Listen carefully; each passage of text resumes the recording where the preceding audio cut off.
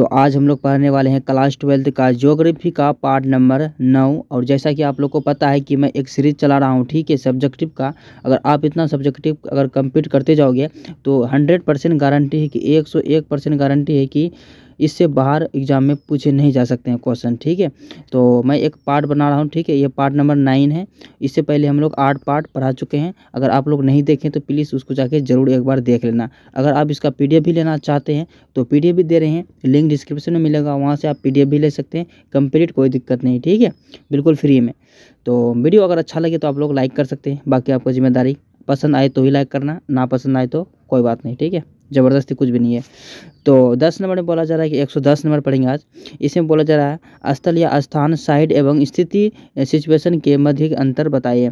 मतलब बोला जा रहा है स्थल बोलो या स्थान बोलो, बात एक ही है, ठीक है। साइड एवं स्थिति, ठीक है, सिचुएशन मतलब उस सिचुएशन के मध्य अंतर को बताना है, डिफरेंट, ठीक है। तो देखिए इसका उत्तर में देखते हैं। इसका उत्तर में लिखना क्या, स्थल का तात्पर्य उस वास्तविक भूमि से जिस पर बस्ती बनी हुई है, मतलब कि गांव बनी हुई है।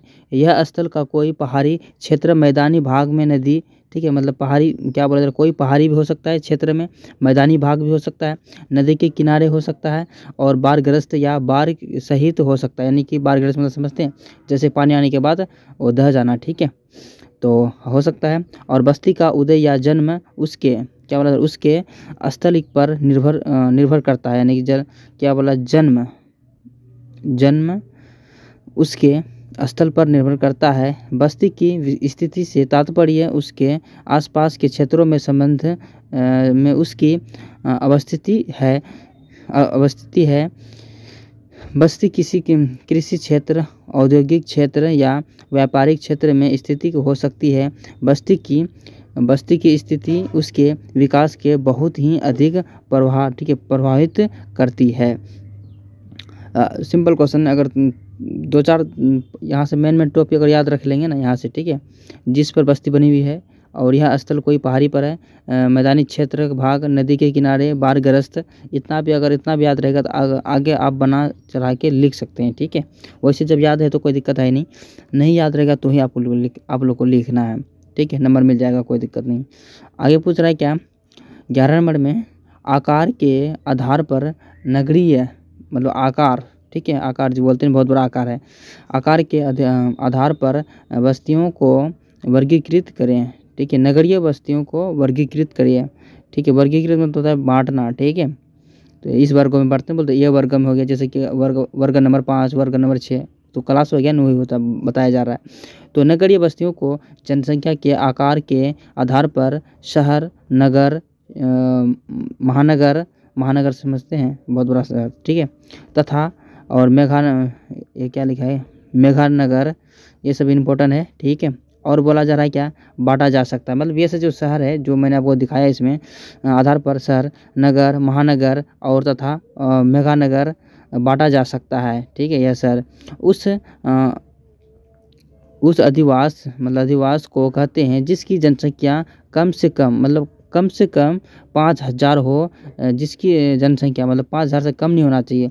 जनसंख्या का घनत्व प्रति वर्ग की में 400, ठीक है, 400 व्यक्ति हो, और 75% पुरुष श्रमित और कृषि कार्य से संलग्न, मतलब उससे कृषि से जुड़ा हुआ हो, तथा जहाँ ठीक है, नगर पालिका निगम छावनी कोई क्या बोला जा रहा है, छावनी बोर्ड या अधिसूचित नगरीय क्षेत्र का समिति हो। नगर की सिटी उस अधिवास को कहते हैं जिसकी जनसंख्या 1 लाख से अधिक हो।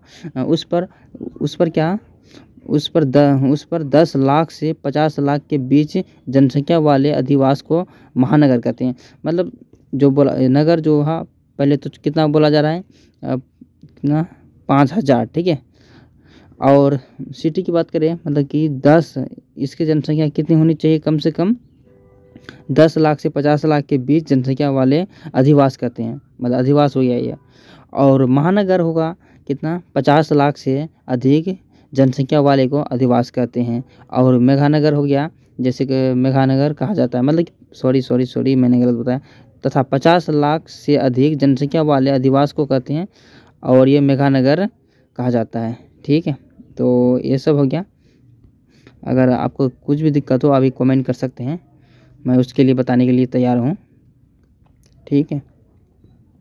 और आगे 12 नंबर में बोला जा रहा है क्या, मानव भूगोल में मानव वस्तुओं के अध्ययन का औचित्य बताए, ठीक है, औचित्य बताए हैं। तो इसका आंसर देना है आपको ऐसे, मानव भूगोल के मनुष्य के सांस्कृतिक तथा सामाजिक विशेषताओं का अध्ययन होता है। इन विशेषताओं की झलक बस्तियों के संचालन, ठीक है, संरचना एवं कार्यों का स्पष्ट करती है। बस्तियों का वर्तमान स्वरूप एवं लंबी अवधि के क्रमित विकास का द्योतक है। और कृषि युग में ग्रामीण बस्तियों का प्रभुत्व, ठीक है, प्रभुत्व व का औद्योगिक क्रांति के छोटी बड़ी सभी प्रकार की नगरीय बस्तियों के जन्म दिया गया। अतः मानव भूगोल में बस्तियों का अध्ययन अनिवार्य है। मानव भूगोल में बस्तियों का अध्ययन अनिवार्य है, ठीक है। ये तो हो गया 12 नंबर का। अब 13 नंबर में बोला जा रहा है क्या, इसमें बोला जा रहा है बस्तियों का वर्गीकृत के क्या आधार है, क्या आधार है। बस्तियों के सामान्य उसके आधार का तथा मतलब प्रकारियों के आधार का ग्रामीण तथा नगरीय अथवा गांवों का नगरों दो प्रकार के बांटते हैं। मतलब बोला जा रहा है इसमें बोला जा रहा है उनके आकार तथा कार्यों, ठीक है, प्रकारियों के आधार पर ग्रामीण, मतलब उसके जो प्रकार मतलब जो काम करते हैं उसके प्रकारियों के आधार पर ग्रामीण तथा नगरीय अथवा, ठीक है, गाँवों तथा नगरों को दो प्रकार में बांटते हैं। किंतु इन दोनों के बीच सीमा पर विश्व में और मत कहिए नहीं है। जापान में यानी कि 30,000 कितना 30,000, संयुक्त राज्य अमेरिका में और 2,500, कनाडा में 1,000 और भारत में 5,000, मतलब अलग अलग जगह में अलग अलग डिवाइडेड बनाए गए हैं, ठीक है। और कम से कम जनसंख्या रखने वाली बस्ती ग्रामीण कहलाती है, मतलब जो अलग अलग देश में ज़्यादा है। और जापान में जैसे 30,000 हो गया, और अमेरिका में 2,500, और क्या भारत में कनाडा में हो गया 1,000 और भारत में 5,000, ठीक है, कम से कम होनी चाहिए। और देखिए और बोला जा रहा है कि यह ग्रामीण बस्तियों के प्राथमिक कार्यकलाप की प्रधानता रहती है, किंतु नगरीय बस्तियों को गैर प्राथमिक कार्यकलाप की पुनः ग्रामीण और नगरीय बस्तियों भी कई प्रकार की होती है। इनके ग्रामीण, ठीक है, वर्गीकरण के मध्य आधार का जनसंख्या का आकृति, स्थिति और प्रकार्य है। इसके प्रकार देखते हैं कितने हैं। देखिए जनसंख्या के आधार पर गांव, शहर, नगर, महानगर और मेगालोपोलिस, मेगानगर, ठीक है, ये हो गया 1 नंबर में। और दूसरा लिखना क्या, आकृति के आधार पर संयुक्त बस्ती, वर्ग प्रक्रिया बस्ती, रेखीय बस्ती, ठीक है, आयताकार यानी आयताकार जो लंबाई और चौड़ाई जो कम होते हैं, बस्ती इत्यादि। और 3 नंबर में लिखना है कि कार्य के आधार पर प्राथमिक कार्य प्रधान बस्ती, गांव के प्रशासनिक, औद्योगिक, व्यापारिक, और क्षेत्रीय, शैक्षणिक, परिवहन, धार्मिक, नगर। और 4 नंबर में स्थिति के आधार पर मैदानी, वर्गीय, पठारी, नदी, तटीय, नदी के संगम, सड़क और चौराहे इत्यादि पर स्थित है, ठीक है। तो ये तो हो गया कितना नंबर का, 13 नंबर, 5 नंबर का क्वेश्चन था, ठीक है। चलिए और बोला जा रहा है क्या, 14 नंबर में नगरीय बस्तियों किन रूपों में मिलती है, नगरीय बस्ती किन रूपों में मिलती है। तो देखिए नगरीय बस्तियाँ भिन्न भिन्न आकृति में होती है, जैसे रेखीय, वर्गाकार, ठीक है, वर्गाकार और तारा के समान, अर्ध और चापाकार, ठीक है, अर्ध चापाकार। नगर की आकृति उसकी स्थिति से प्रभावित होती है। पहाड़ियों पर, ठीक है, पहाड़ियों पर बसे नगर श्रीनुमा, पहाड़ पर कैसे बसे होते हैं गांव, श्रीनुमा होते हैं। किसी नदी के किनारे बसे नगर रेखीय क्या होता है, नहीं एक लाइन में होता है, नदी ऐसे जा रहा तो उसकी नदी ऐसे होता, गांव होता है। और बोला जा रहा है क्या, सतल, ठीक है, समतल यानी मैदान, जो समतल मैदान क्षेत्र में नगर वर्गाकार या आयताकार होते हैं, तथा नदियों के संगम या समुद्र अंतरूप पर बसे त्रिभुज आकार होते हैं, मतलब नदी जो किनारे, समुद्र के किनारे कैसा होता है, त्रिभुजाकार होते हैं। और किसी नगर के आकृति एवं भवनों की शैली के वहाँ के ऐतिहासिक एवं सांस्कृतिक परंपराओं की देन होती है।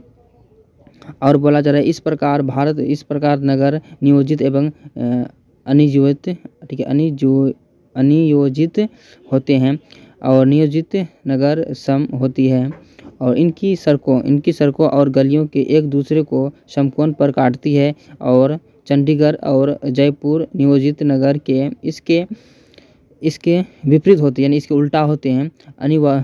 ठीक है, अनियोजित नगर की आकृति विषम होती है तथा सड़कों के गलियों और मकान के बेहतरीन, ठीक है, बेहतरीन होते हैं। ठीक है, तो यह हो गया 14 नंबर का। देखते हैं 15 नंबर में।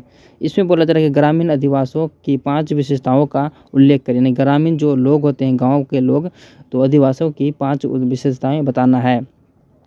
देखिए, पहला विशेषता है ग्रामीण अधिवासियों की 5 महत्वपूर्ण विशेषताएं निम्नलिखित है। निम्नलिखित मतलब नीचे दी गई, ठीक है।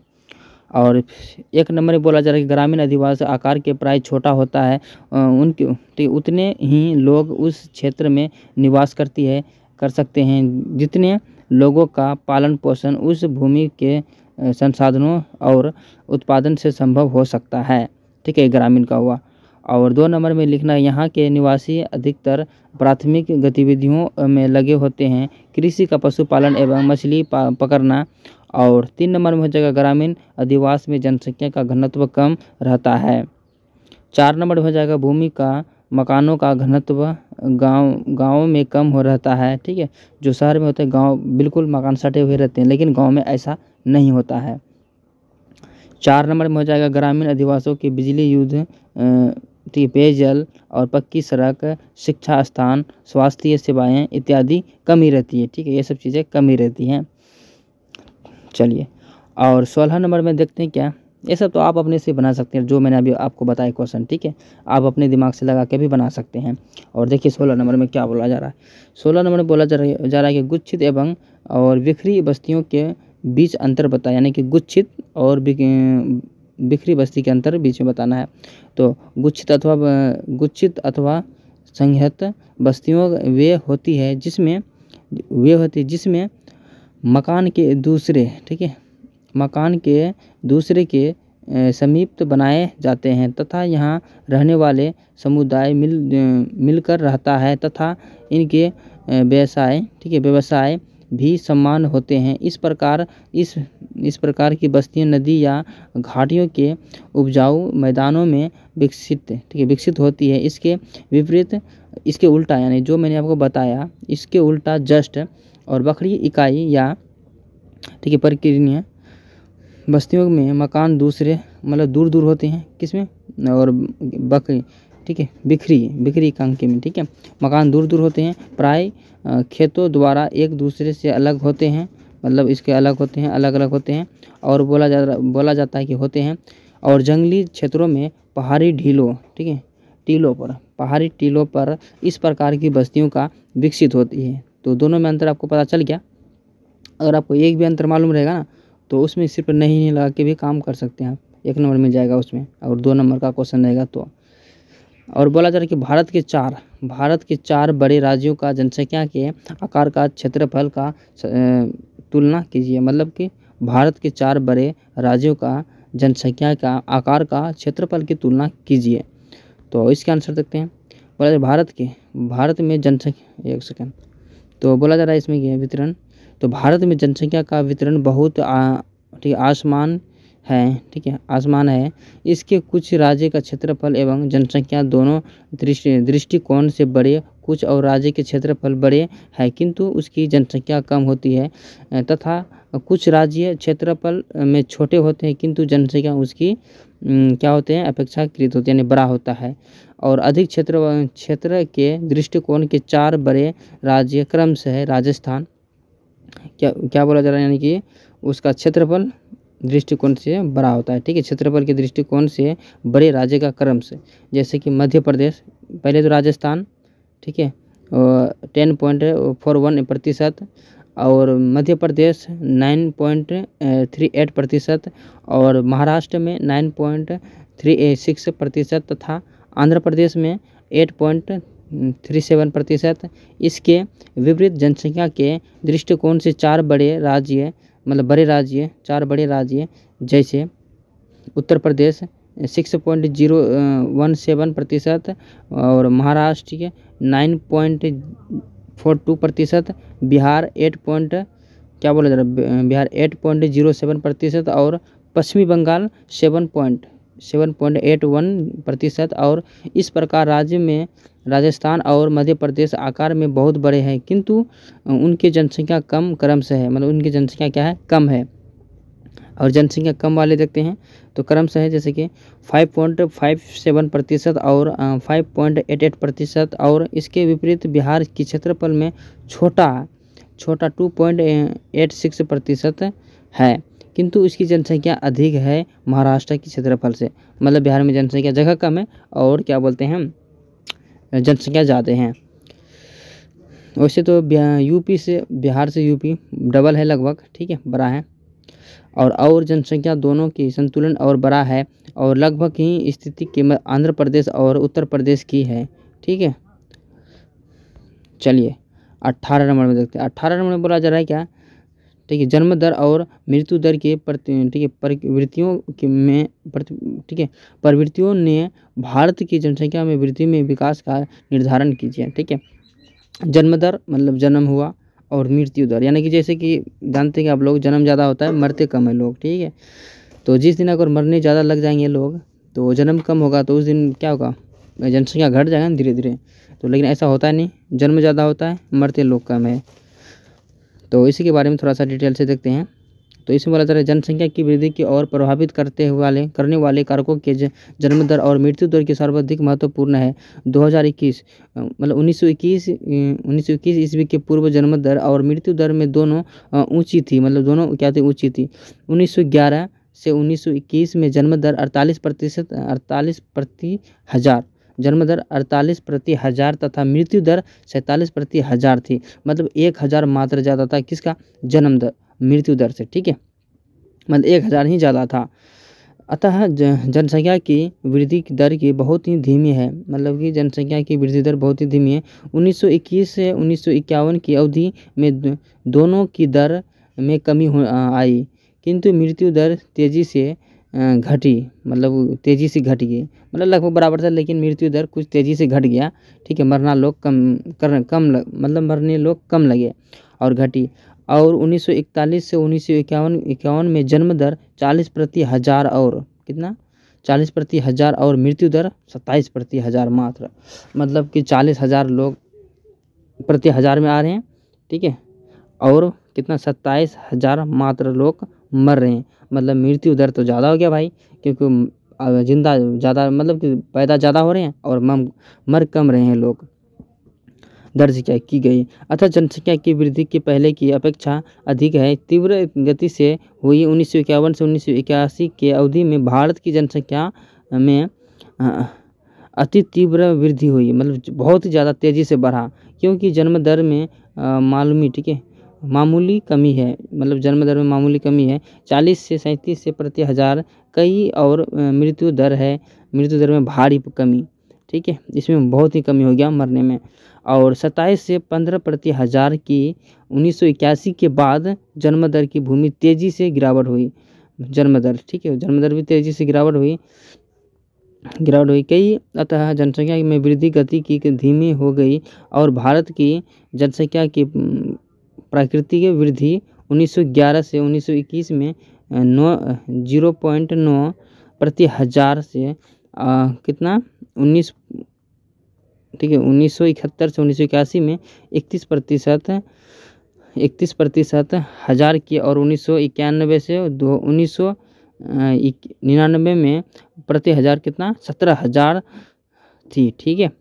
तो ये सब था कुछ इम्पोर्टेंट, जो मेन है उसको याद रख लेना, ज़्यादा तो याद रहेगा नहीं, क्योंकि हमें भी पता है, ठीक है। तो जो मैं बताया कुछ तो उसमें याद रहेगा, आप बना चना के कुछ भी लिख सकते हैं, ठीक है। तो ज़्यादा याद रहेगा तो ज़्यादा बेहतर रहेगा। सिर्फ एग्ज़ाम के पर्पज़ से आपको नहीं पढ़ना है, आगे भी पढ़ाई करना है, तो उसमें तो ज़रूरत तो पड़ेगा, ठीक है। बोर्ड तो पास कर देगा, लेकिन आगे नहीं पास करेगा ना, ये तो दिक्कत है। आप लोग को याद रखना है, कोशिश करना याद रखने का। वैसे PDF दे रहा हूँ, आप अपने से भी पढ़ सकते हैं। और 1919 नंबर में बोला जा रहा है, संसार में जनसंख्या के आकार को और घनत्व के संदर्भ में भारत के स्थान की विवेचना का कीजिए। ठीक है, इसका विवेचना करना है। तो देखिए, भारत की कुल जनसंख्या मतलब कि 102.8 करोड़, यानी 102.8 करोड़, यानी 102 करोड़ है। ठीक है, करोड़ है। और 2001 है जो संसार की कुल जनसंख्या का 16.7% में चीन के बाद भारत के विश्व के दूसरा नंबर में, यानी कि चीन के बाद ना अगर जनसंख्या की बात करें तो भारत आता है उसके बाद, यानी चीन के बाद भारत आ जाएगा। अधिक है जनसंख्या वाले देश, भारत की जनसंख्या उत्तरी अमेरिका, दक्षिणी अमेरिका और ऑस्ट्रेलिया की संयुक्त जनसंख्या में भी अधिक है, यानी उससे वो सब जो बताइए उत्तरी और दक्षिणी अमेरिका और ऑस्ट्रेलिया से भी अधिक है। कहाँ पर? इंडिया में।